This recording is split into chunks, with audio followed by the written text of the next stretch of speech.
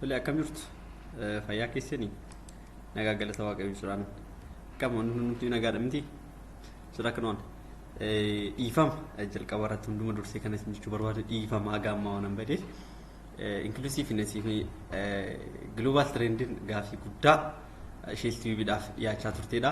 Har'aa garandaamin gaafii sana deebisuudhaaf gidduu keessatti argameen jira yookaan immoo toora ishee TV online tutorialtiin isin dhiyaachaa jira. Kanaaf nama of kalchaa waan badeef jecha xiqqoo waan tokko fi busy ta'e amma garuu inclusiveness bifa kana waliin ilaallama haga danda'ameen viidiyoo kana ilaalaatu subscribe gochuun dagatina dhaloota biraan gahiniin fakkeenyaaf viidiyoo kana irraa akka galtanitti iddoo kanatti isheen ilaalaa jirtan tun YouTube'dha. YouTube kana viidiyoo kana tarii download gootanii ilaalaa jirtan innaa ta'e viidiyootti buusaa ilaalaa. YouTube isaa seenuu barbaadu YouTube isaa linkii kanatti barreessaa isiniif baasa. Telegram warri fayyadamartan ishee TV jettanii qofa barreessuu dandeessu.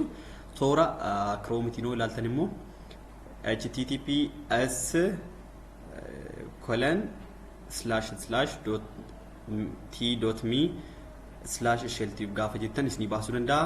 Kun miidiyaa ishee TV'ti. Kanaafuu hanga amma waan badeef of kalchaa isin jechaa jira. Maqaan koo isheetudha. Asumaan koorsii Inclusiveness jedhu itti deemna. Koomitii keessan marraa kanan arge kutaadhaan part 1 part 2 otoo jettee nu dhiyeessitee yaada jedhutu naaf dhiyaate kun part 1 Inclusiveness tarii chapter 1 xiqqoo waan dheeratuuf kukkuutni isaa baay'achuu danda'a. Akka isin hubachuu dandeessettiin paartii isaatti qoodee isin barsiisuuf yaalaa jechuudha. Akka nuuf hin viidiyoon baay'ee isinitti fakkaate salphaatti akka hubachuu dandeessettiin ibsuuf yaalaa. Koomitiin keessan gara jalaatti like sharing yeroo hundumaa isin biraan hin fagaatin warri memberii ta'in dafee akka isin qaqqabu subscribe godha. Isin qaqqabachuudha miidiyaa adda addaa irratti share godha. YouTube group irratti immoo gaafii keessan barreessuu dandeessu. Telegram irratti jechuudha. YouTube channel irratti immoo tarii groupiin gara nama 2,000 qaba. Groupii sanarra hanqinni jiru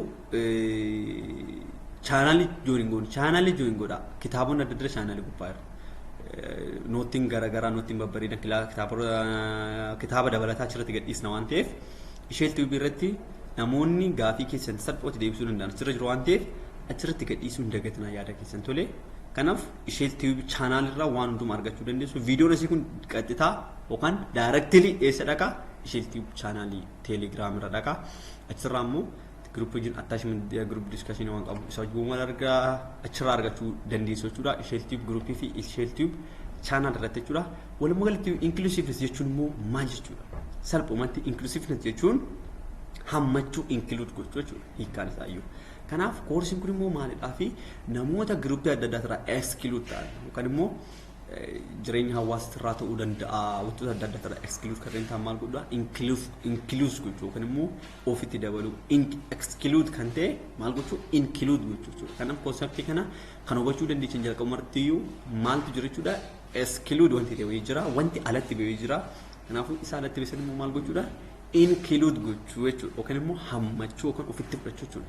Kanaaf koorsiin kunis warroota walumaa galatti waa'ee koorsii gaafa taasisu warroota exclude goone sana warroota immoo groupiidhaan alatti baasan maal gochuudha? Include gochuu jechuudha ofitti dabalu. Fakkeenyaaf anthropology keessa anthropology chapter 5 irratti marginalization keessatti yaada danda'e sun warroota exclude ta'anidha. Warroota exclude ta'an immoo maal godhaa? Ofitti include gochuu jechuudha. Sababa hojiitiin ta'uu danda'a, sababa hir'ina qaamaatiin ta'uu danda'a, sababa kamiinii. Fakkeenyaaf namoota hir'ina qaama qabaniif ilaalcha isaan qabaniif ilaalcha gaazexummaa gadi gaafatee wantoota akkasii maal gochuu qabna? Isa hanqisnee maal gochuu qabna? Include gochuu qabna yookaan ofitti dabaluu qabna. Just is not what mean excluding miti jechuudha. Okay. Chapter 1 Understanding Disability and Vulnerabilities. Maalidha? Understanding what disability maalidha? Vulnerability maalidha? Isaan kan hubanne taanaan what disability, what vulnerability isaan kan hubanne taanaan koorsii kan salphisaa deemna jechuudha. It's not boring. Koorsichi boring miti baay'ee kan namaa galuudha. Sammuu keessan irratti xiyyeeffadhaa dubbisaadha.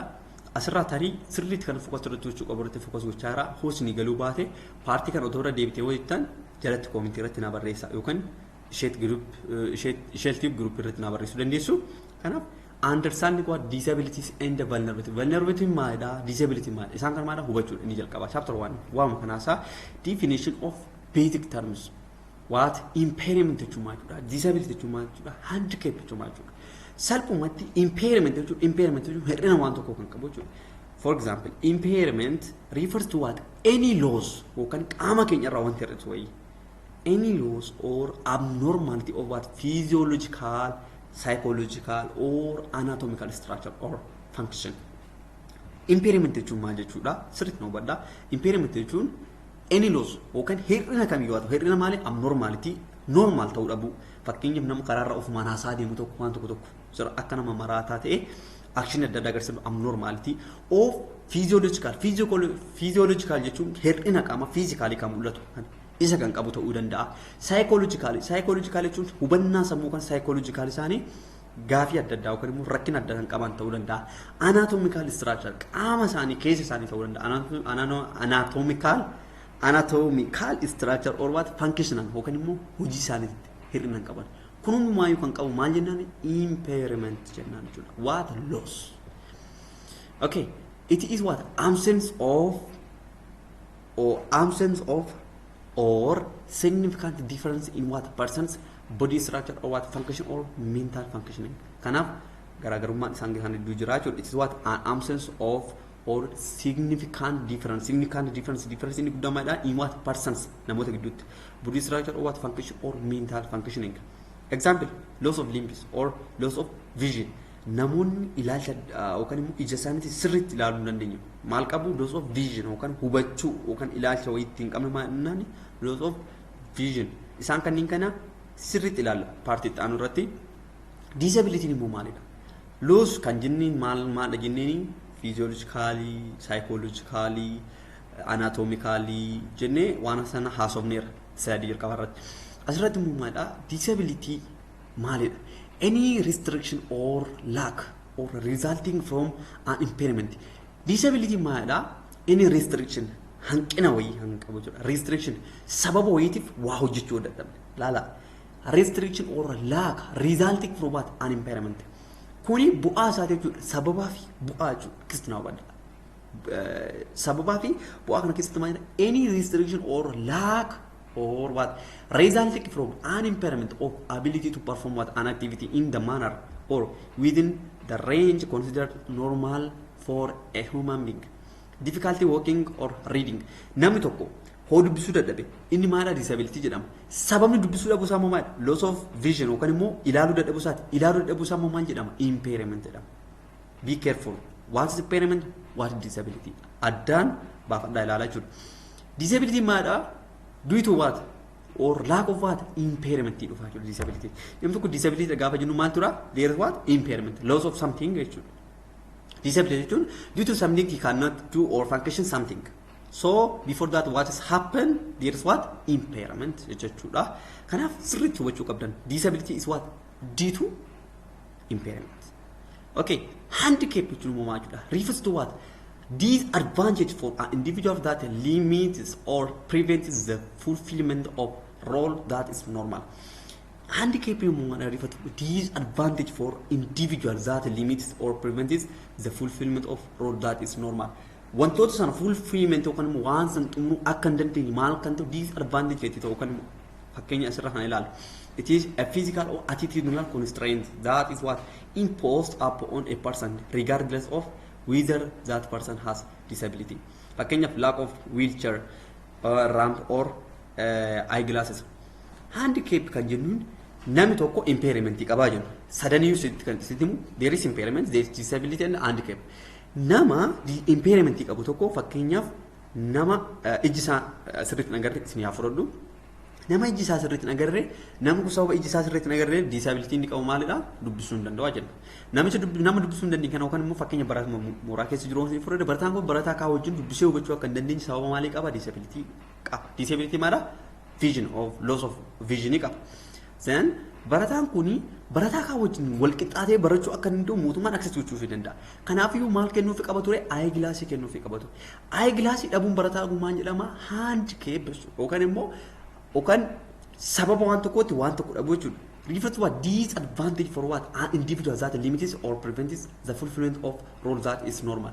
Barataan ko cimaatee waan barbaada roolii keessa jiru kan parpasiisaa jiru fulfill gochuu danda'u sababa maatiif garuu sababa ayilaas dhabu handicap gochuuf yookaan immoo kunuunsa sana dhabuurraa kan ka'e disadvantage inni argatu jechuudha. Lack of wheelchair jechuun sibiila namoonni ittiin wal oofan yookaan immoo namni qaama hir'uu ta'e tokko ittiin deemu jechuudha. Sababa fakkeenya namni kan qabne sibiila sun kennamuuf baate taanaan wanti sun qophoomsite taanaan sabni sun maalirra jira rakkinarra jira jechuudha. Kanaaf mootummaa yookaan immoo qaamni kamiyyuu maal gochuu qaba namoota kanaaf isa kana sirreessuu qaba. Ramp or eyeglass ramp wantoota adda addaa jechuudha. Wheelchair yookaan gamoo rorreen baanan fakkeenyaaf namni tokko nama gamoo gubbaa jiru tokko wajjin haasa'uu gaafa barbaade qaama hir'uudha gamoo gubbaa bu'uu danda'u wheelchairiin bu'uu danda'u. Kanaafiyyuu maal qabu liiftii qabaachuu qaba jechuudha. Kanaaf wantoota akkasii sun maaludha handicap jennaan jechuudha. Akka shaggagaatti yookaan akka gaariitti bulchaa jirtan jedhee yaada. So inni itti aanuudhaan all those three traditional concepts are now represented by what a single concept disability. All those what three traditional concepts are now represented by what single concept maat disability. Disability dan bakka buusna jechuudha warroota haga ammaasumni kan namoonni akkasitti lafa kaa'u handicap impairment disability warra jennu sana jechuudha. According to the WHO World Health Organization jechuudha. World Health Organization akka addunyaa fayyaan addunyaa ibsutti maal jedhamu bara 2001tti disability has what three dimensions. Disability maal qaba dimension sadii qaba. One impairment, two activity limitations, three participation restriction. Isa sadii kan of keessaa qaba. Inni tokkoffaan impairment jechuun isuma jalqaba dubbadhe in person body structure or function or mental functioning. Example of impairment include what loss of limb, loss of vision or memory loss. Kana jechuun namni tokko waa yaadachuu dadhabe waa ilaaluu dadhabe hanqina wayyaa qabaate maal jennaani impairment jennaan. Yookaan immoo sababa waa'eetiif jechuudha. Sababa qaamni isaa irra ta'eef namni sababa harka isaa irra hin jirreef waa barreessuu dadhabe maal impairment qaba jechuudha. Activity limitation jennu such as what difficulty seeing, hearing, walking or problem solving. Sababa impairment qabu immoo wantoota tokko gochuu dadhabe maal jedhama activity limitation jedhama. Sababa harka hin qabneef nyaachuu dadhabe sana zaatu what activity limitation sababa ayilaas hin qabneef ilaaluu dadhabuu isaa maalidha sababa sanaan deafness yookaan immoo gurraan dhaga'uu dhabuun isaatu maalidha sababa akmaatii fi activity kamirraa limit isa gochuu danda'a hearing akka hin dhageenye deaf ta'uun yookaan duudummaa jedhama. Isa inni ilaalla garagaritti impairmentoota jiranii. Kanaaf participation restriction kan jennuun immoo waa keessatti hirmaachuu maal ta'a restrict ta'a. Maadhaan hirmaannaa hawaasaa keessatti akka hirmaanne maal ta'u restrict ta'u namoonni akkasii kan nama gaddisiisu warroota sana include gochuudha. Kaayyummaadha inclusiveness jechuudha. Participation restriction kan jennuun in normal daily activities such as what working, engaging in social and recreational activities and obtaining let me show you obtaining healthy care and what preventive service kanneen kana keessaa maalidha hanqina qabu jechuudha namoonni kun akkamitti yookaan restrict godhamu in normal daily activity wantoota adda keessatti namni fakkeenyaaf deemuu hin dandeenye akka barbaade iddoo barbaade dhaqee hirmaachuu hin danda'u baate such as what working hojii adda addaa hojjechuu hin danda'u engaging in social and recreational activity hawaasa bakka activity hawaasa keessa jiruutti maadha hirmaachuu hin danda'u namni kun sababa maaliitiif sababa impairment qabuuf so rakkoolee adda addaa kana fiduu danda'a jedha. A disability is any condition of the body or mind impairment that makes it more difficult for the person with what the condition to do certain activities. Disability jechuun immoo maal jechuudha yoo jennee disability is any condition of the body qaama irratti jechuudha condition of the body or mind impairment that makes it more difficult for what difficult for the person with the condition to do certain activities activity ta'ee akkan hojjetu kan godhu maaliin jalqaba waan dubbadhisan dagatina maal impairment disability and what handicap warra nuyi dagatina. Kanaaf achirraa kan dhufu jechuudha disability sababa maaliitiif sababa impairment kan dhufu jechuudha. Person with the condition to do certain activity limitation kan jennu in the what interact with the world around them participation restriction. Hawaasa naannoo keessatti hirmaannoo ta'e maal ta'a participation restriction jedhama. Activity adda addaa hojjechuu hin dandeenye yoo ta'e immoo maal jedhama activity limitation jedhama. The full inclusion of people with impairment in society can be inhibited by what attitudinal physical barriers, policy barriers. And now we're going to warroota hidhina qabasan full inclusion of people. How much inclusion of people with what impairment? Hanqina isaanii hojii hir'ina isaanii hojii maal gochuudha? Include gochuu qabna yookaan ofitti dabaluu qabna. In society can be what? Inhabited. Baratamuu qaba wanti akkasii.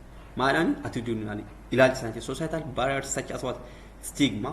Inni biraan maadha? Physical barriers. Physical barriers san jennu immoo environmentally physically hin beektu waan mul'atu waan ta'eef environmental barriers such as absence of stairs warroota hanqina akkasii qaban jechuudha. In policy barriers san jennu immoo systematic barriers warroota akkasiisan maal gochuu qabna? Inclusion gochuu qabna. If there's problems or barriers addressed warroota akkasii rakkoon akkasii jiraate maal ta'uu qaba?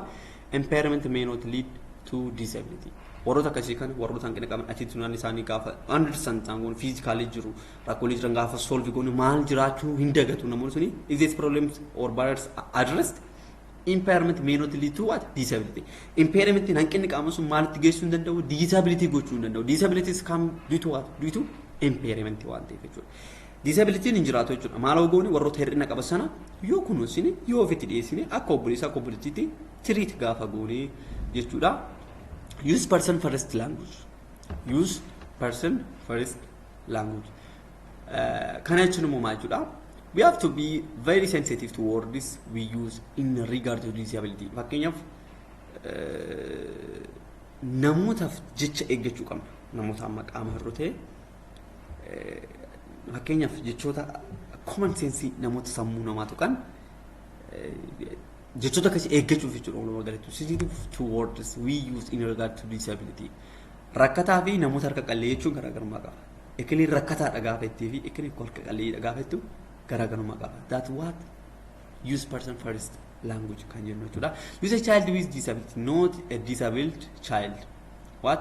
Use a child with disability, not a disabled child. Kana jechuun maal jechuudha? A child with disability fi disabled child jechuu jiru garaagarummaa qaba baay'ee. Hubadhaa sirriitti. Daa'ima qaama irra waliin fi daa'ima qaama tarii afaan oromootti directly hooyinu understand gochuu dhabuu dandeessan but jecha kana ingiliffasaayyuu sirriitti understand daa'ima qaama hir'uu waliin fi daa'ima qaama hir'uu gaafa jennu garaagarummaa qaba. Qaama hir'uu daa'ima qaama hir'uu jechuu fi qaama hir'uu waliin daa'imtu jira qaama hir'uu jira jechuudha waan lamatu jira. Child with what? Disability, not what? Disabled child. Isa kana an example APA publication manuals. Some people however argue against it and prefer identity first language. Kanaaf namoonni tokko kana baay'ee mormu identity first yookaan immoo eenyummaan sanaan dursisitu qaba yaada jedhudha. It emphasizes that the person is disabled not by their body. Namoonni sun disabled kan ta'an body isaaniitiin miti qaama isaaniitiin miti qaama isaanii maal tura impairment ijoo malee sababa sanaatti but by a word that does not what accommodate them. So wantoota akkasii sirriitti hubatamuu qaba. Inni itti aanu part 2 video kana keessatti kan ilaallu maalidha? Types of disability. Disability kana jennee what disability, what is impairment, what is handicap kan jiru haga amma ishee ilaalle kanaadha. Kana booda immoo 1.2 keessatti immoo types of disability or special need warroota jennu kana isaa 8 kana video itti aanu keessatti bifa addaatti sirrii dhiyaanna. Video itti aanu link isaa gara jalaattiin kaa linkii gara jala kanarraa fudhachuu dandeessu. Ishee tan ammoo subscribe, like, share gochuu hin dagatinadha. Isaan itti aanee ilaallu kun maalidha? These are what children who have what at least one of the following condition.